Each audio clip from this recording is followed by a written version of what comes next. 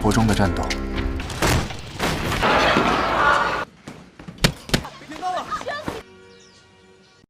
Welcome dear रॉकर्ड, स्वागत है आपका स्वीट कॉम्बैट सीरीज में। इसके पहले एपिसोड की शुरुआत में फेंग्यू नाम की एक लड़की को दिखाया जाता है जो राज्य की सबसे अच्छी महिला एमएमए फाइटर होती है। उसने अभी कुछ समय पहले ही ऑफिशियल मैचेस में हिस्सा लेना शुरू किया होता है, लेकिन उसके अभी तक बहुत से ना टूटे जाने वाले रिकॉर्ड रहे हैं। उसकी हाल ही में एक जीत ने मीडिया में बहुत ही सनसनी मचा दी होती है, जिसकी वजह से वो बहुत ही ज्यादा मशहूर हो जाती है। एक फ्लैशबैक में दिखाया जाता है कि फेंग्यू अपने अमीर दादा को बता रही होती है कि उसको एक योद्धा बनना है, लेकिन उससे हमेशा से ये उम्मीद की जाती थी कि वो अपने परिवार के कारोबार को आगे बढ़ाएगी और उनकी मदद करेगी। इसलिए उसके दादा उससे बहुत निराश हो जाते हैं कि इसने एमएमए फाइटर चूज किया। फिर मिंग टायन नाम के एक व्यक्ति को दिखाया जाता है जो एक जवान लड़का है और जो मकाऊ में रहता है। उसके दो छोटे भाई बहन हैं जो स्कूल पढ़ रहे होते हैं। जब से उन्हें उनकी माँ ने छोड़ा और जब से उनके पिता गुजर गए, तब से वो ही उन दोनों की जिम्मेदारी ले रहा है। मिंग टायन के छोटे भाई को टीवी पर एमएमए लड़ाई देखना बहुत ही पसंद है और उसकी पसंदीदा योद्धा फेंग्यू ही होती है, जिसे वो रानी कहकर बुलाता है। और अपने छोटे भाई बहन की जरूरतों को पूरा करने के लिए मिंग टायन को कॉलेज छोड़ना पड़ता है और वहाँ के एक रेस्टोरेंट में खाना डिलीवर करने का काम करना पड़ता है। और अभी वो अपनी पढ़ाई जारी रखने के लिए एक अच्छी स्कॉलरशिप के साथ कॉलेज में एडमिशन पाने के लिए पूरी कोशिश कर रहा होता है।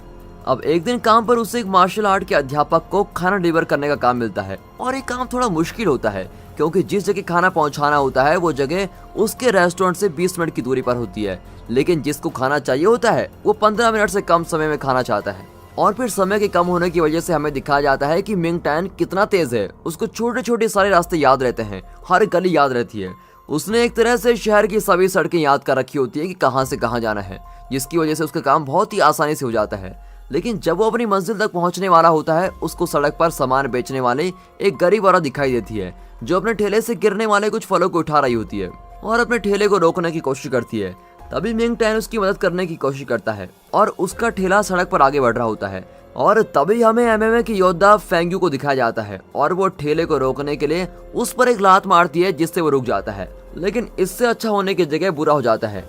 वो ठेला टूट जाता है और सारे फल खराब हो जाते हैं। और फिर जब मिंग टायन फेंग्यू को बूढ़ी औरत से माफी मांगने के लिए कहता है, तो जो भी नुकसान हुआ होता है वो उसके पैसे देती है और वहां से चली जाती है। मिंग टायन उस लड़की की इस हरकत को देखकर बहुत ही चिढ़ जाता है और फिर खाना डिलीवर करने के लिए अपने रास्ते पे निकल जाता है। फिर फेंग्यू अपने पुराने मार्शल आर्ट टीचर के पास जाती है और उनसे मदद मांगती है। उसके परिवार वाले उस पर एमएमए छोड़ने के लिए दबाव डाल रहे होते हैं और वो उसे अपना कारोबार में शामिल करना चाहते हैं। और फिर कुछ देर सोचने के बाद वो फैसला करते हैं। फेंग्यू फैसला करती है कि वो अपने लड़ने के करियर को जारी रखेगी, जबकि यहाँ दिखाते हैं तो मिंग टायन अपनी पढ़ाई के लिए दूसरे राज्य में जाने का फैसला करता है।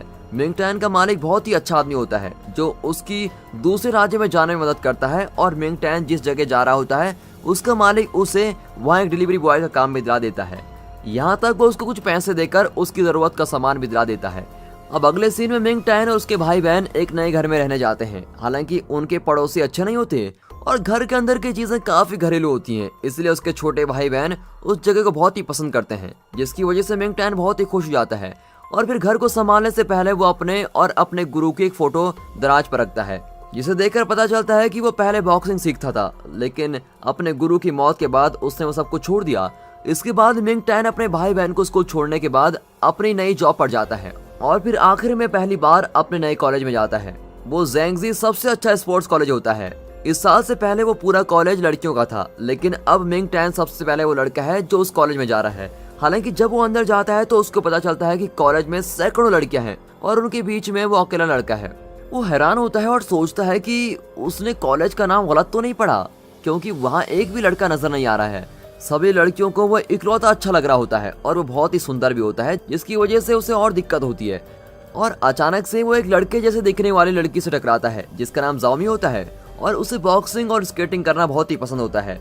मिंग टायन धोखा खा जाता है और उसे लड़का समझ लेता है और उससे तुरंत बात करना शुरू कर देता है कि वो कितना खुशकिस्मत है कि उसे अपने अलावा कोई और लड़का वहाँ पर मिला। लेकिन जाओमी उसकी बात को 2 मिनट में गलत कर देती है जब वो अपनी गुलाबी क्लिप निकालती है और अपने सर पर लगाती है। और फिर हैरान मिंग टायन उससे माफी मांगता है और वो घूरते हुए वहाँ से स्केटिंग करते निकल जाती है। तभी कॉलेज के प्रिंसिपल और एक टीचर जिनका नाम मिस्टर वैंग होता है वो परेशान होते हैं, क्योंकि अभी तक कॉलेज में 10 लड़कों ने एडमिशन लिया होता है। लेकिन कॉलेज में कुछ देर घूमने और वहाँ सिर्फ लड़कियों को देखने के बाद सभी ने वहाँ से किसी और कॉलेज में जाने का फैसला कर लिया है और अब सिर्फ मिंग टायन ही अकेला वहाँ पर रह गया होता है।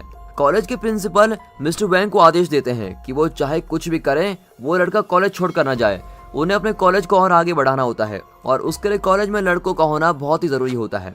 अब बाहर लड़कियां मिंग टैन को देखकर पागल होना शुरू हो जाती हैं। वो उसका रास्ता रोकती हैं और उसकी मदद करने के लिए कहती हैं, जिसकी उसको कोई जरूरत नहीं होती। एक लड़की और जाओमी में सिर्फ इस चीज के पीछे बहस हो जाती है कि उनमें से कौन मिंग टैन को प्रिंसिपल के ऑफिस ले जाएगा, और उनकी बहस तभी खत्म होती है जब वो वहाँ थोड़ी चालाकी दिखाता है और वहाँ से भाग जाता है। वो कॉलेज में इधर उधर घूम रहा होता है, तभी उसके सामने फेंग्यू आ जाती है और वो अचानक उसे मकाओ की अजीब सी लड़की के रूप में पहचान लेता है। वो गलती से अपने बैग से उसका हाथ काट देती है और माफी मांगने की जगह उसके हाथ पर पट्टी बंधवाने के लिए उसको पैसे देती है। मिंग टैन उसके इस बर्ताव से बहुत गुस्सा होता है और वो उसे कहता है कि वो उससे माफी मांगे, लेकिन उस लड़की के लिए माफी से बढ़कर पैसे होते हैं। और वहाँ से जाने से पहले मिंग टैन उसको सनकी कहता है, जिसकी वजह से फेंग्यू को अपने बचपन की याद आ जाती है। अब एक फ्लैशबैक में हमको दिखाया जाता है कि फेंग्यू ने उस ठेले को लात एक छोटी लड़की को बचाने के लिए मारी थी, जो उसके सामने सड़क को पार कर रही थी। उसके इरादे नेक होते हैं, लेकिन इस वजह से सड़क पर सामान बेचने वाली बूढ़ी औरत को बहुत ही नुकसान होता है। अब क्लास में मिंग टैन कई लड़कियों के बीच बैठा होता है और ये साफ होता है कि इस चीज से उसको परेशानी होती है। भले ही वो ऐसी कोई हरकतें नहीं करता जिससे क्लास का ध्यान उसकी ओर जाए, पर फिर भी सारी लड़कियां उसको घूर रही होती हैं। इसी दौरान जाओमी और फेंग्यू कॉलेज की बॉक्सिंग क्लब में एक साथ ट्रेनिंग कर रहे होते हैं और इससे पता चलता है कि वो दोनों बहुत ही अच्छे दोस्त हैं जो बॉक्सिंग को बहुत ही पसंद करते हैं। जाओमी देखती है कि फेंग्यू थोड़ा परेशान लग रही है, इसलिए वो उससे पूछती है क्या हुआ है, और फेंग्यू बताती है कि नए लड़के की कई बातों की वजह से वो अपने व्यवहार के बारे में सोचने पर मजबूर हो गई है। अब अगले सीन में वो अपने घर पर होती है और मिंग टैन के बारे में सोच रही होती है। तभी एक बार फिर से फ्लैशबैक में दिखाते हैं कि जब वो छोटी थी, उसके माता पिता ये नहीं मानते थे कि वो एक लड़की है और उन्हें हमेशा से ही लड़का चाहिए था। इसलिए जब वो पैदा हुई, उन्होंने उसके साथ ऐसा बर्ताव किया जैसा कि वो एक लड़का है, और यहाँ तक कि उसे अपने बाल बढ़ाने और लड़कियों जैसे कपड़े पहनने भी नहीं दिए। और तब उसके भोले दिमाग ने ये बात नहीं समझी कि वो एक लड़की है। और जब उसके छोटे भाई ने जन्म लिया, उसके बाद ही उसके माता पिता ने उसको लड़कियों जैसा रहने दिया। वो उस समय बहुत ही खुश हुई थी कि अब वो लड़कियों की तरह जी सकती है, इसीलिए वो उस लड़के के पास एक तोहफा लेकर गई थी जिसको वो पसंद करती थी। लेकिन उसके सभी दोस्तों ने आज तक ये सोचा था कि वो तो एक लड़का है, इसलिए वो उसको पागल बुलाने लग जाते हैं। और ये घटना उसको हमेशा बहुत ही परेशान करती रहती है, जिसकी वजह से उसे अभी भी ये पहचानने में दिक्कत होती है कि वो लड़का है या लड़की। इसी दौरान मिंग टैन के घर पर उसका छोटा भाई नींद से अपने बिस्तर में उठता है और हवा में मुक्का मारने लगता है। मिंग टैन उसकी इस बात पर हंसता है और तभी उसको याद आता है कि जिस लड़की के साथ उसकी बहस हुई थी, उस लड़की को उसका छोटा भाई बहुत ही पसंद करता है। वो फिर सोचता है कि फेंग्यू की आंखें उसकी माँ की आंखों जैसी है, जिसकी वजह से उसको और भी गुस्सा आता है। अब उसी दिन कॉलेज में मिंग टैन को लगातार लड़कियां बहुत ही परेशान करती हैं, जिसकी वजह से उसका पढ़ाई पर ध्यान नहीं लगता। दूसरी ओर मिस्टर वैंग और प्रिंसिपल बहुत ही खुश होते हैं कि वो कॉलेज में रुकने के लिए मान गया है, लेकिन मिंग टैन दूसरे कॉलेज में जाने की सोच रहा होता है, चाहे वो थोड़ी कम स्कॉलरशिप ही क्यों ना दें। अब इस कॉलेज की ये खासियत होती है कि उसमें अलग अलग स्पोर्ट्स क्लब होते हैं और यहाँ के ज्यादातर विद्यार्थी पढ़ाई से ज्यादा वक्त क्लब में बिताते हैं। क्लब में उनकी योग्यता और उनकी स्किल्स को बेहतर किया जाता है और वो अपनी योग्यता को अंतर्राष्ट्रीय स्तर पर दिखा सकते हैं। कुछ लड़कियां बॉक्सिंग करती है, कुछ टेक्वांडो, कुछ जिम्नास्ट, और फेंग्यू और जाओमी बॉक्सिंग क्लब में होते हैं। सभी नए विद्यार्थियों को क्लब का दौरा करने के लिए कहा जाता है ताकि उन्हें जो क्लब पसंद आए उसमें वो शामिल हो जाएं। मिंग टैन बॉक्सिंग क्लब में जाता है और जाओमी और फेंग्यू को लड़ते हुए देखता है। वो फेंग्यू के लड़ने के तरीकों को देखकर बिल्कुल ही हैरान जाता है और उसके लड़ने का तरीका बिल्कुल उसके गुरु की तरह होता है। वो मान लेता है कि शायद उसने भी उसके गुरु से बॉक्सिंग सीखी होगी, लेकिन फिर वो इस बात को नहीं सोचता। लड़कियां मिंग टैन को उनके क्लब में शामिल करने के लिए जबरदस्ती करती है और एक दूसरे से लड़ने लग जाती हैं। अब उनसे छुटकारा पाने के लिए मिंग टैन उस क्लब में शामिल नहीं होता जो उसको पसंद होता है और वो स्विमिंग क्लब में शामिल हो जाता है जिसमें बहुत ही कम लोग होते हैं। वो बड़े ही आत्मविश्वास के साथ पूल में जाता है और टीचर के आने का इंतजार करते हुए पूल में छलांग लगाने लगता है, लेकिन अजीब तरीके से पूल में बहुत सी मछलियां आ जाती हैं। एक औरत उसको बताती है कि इस क्लब में कम लोगों के होने की वजह से स्विमिंग क्लब को बंद कर दिया गया था और स्विमिंग पूल अब एक मछलियों के पूल में बदल गया है। और अब मिंग टैन थोड़ा निराश होता है और वो कॉलेज बदलने का फैसला करता है, चाहे उसे वहाँ ज्यादा पैसे क्यों ना देना पड़े। वो ये बात बताने के लिए मिस्टर वैंग के पास जाता है, जो उससे भीख मांगता है कि वो कॉलेज में रुक जाए प्लीज। यहाँ तक कि वो मिंग टैन की एक तस्वीर खींचते हैं ताकि जो वो लड़कियों के लिए हॉल के नीचे बाथरूम बना रहे हैं उसके आगे लगा सकें, लेकिन मिंग टैन इससे भी खुश नहीं होता। उसके बार बार प्रार्थना करने से मिस्टर वैंग उसे बताते हैं कि दूसरे कॉलेज में जाने का तरीका बहुत ही आसान है। उसे सिर्फ एक फॉर्म भरना है और कॉलेज के फिलिंग बॉक्स में डालना है।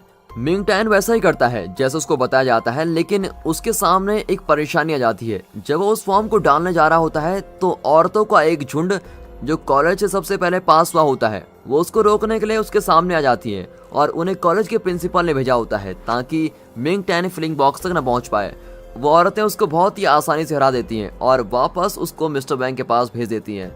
वो उसे दूसरे कॉलेज में जाने के लिए मना कर देते हैं और उसके सामने पहले से बेहतर प्रस्ताव रखते हैं।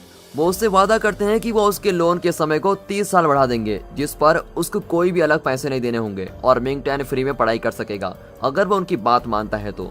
और उसकी अभी की हालतों की वजह से वो इस अवसर को ठुकराना नहीं चाहता, लेकिन अभी भी कॉलेज में हजारों लड़कियों के बीच वो इकलौता लड़का होता है और फिर आखिरकार वो उनकी बात मान जाता है। अब बाद में मिंग टैन बाथरूम में कपड़े बदलने जाता है, लेकिन उसे पता चलता है कि वो गलती से लड़कियों के बाथरूम में चला गया है और तभी उसके सामने बिना कपड़ों के फेंग्यू आ जाती है जो उसको लात मारकर जमीन पर गिरा देती है।